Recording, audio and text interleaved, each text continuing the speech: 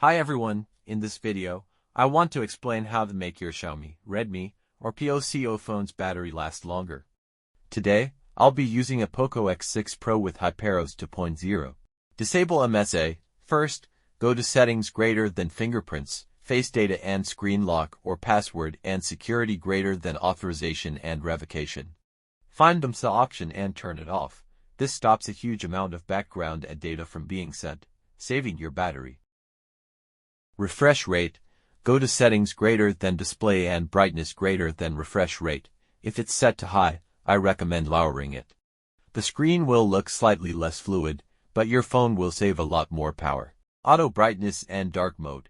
Swipe down for the control center, long press the brightness icon, and turn on auto brightness.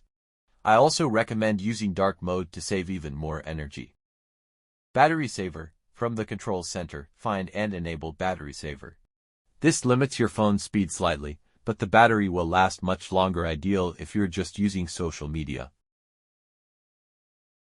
Developer options.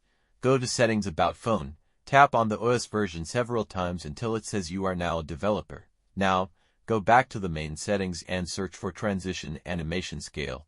Set it to 0.5x. Your phone will feel faster, and the processor won't work as hard on animations.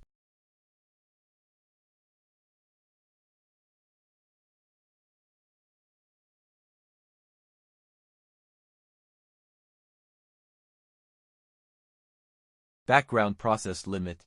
In the same developer options menu, look for background process limit.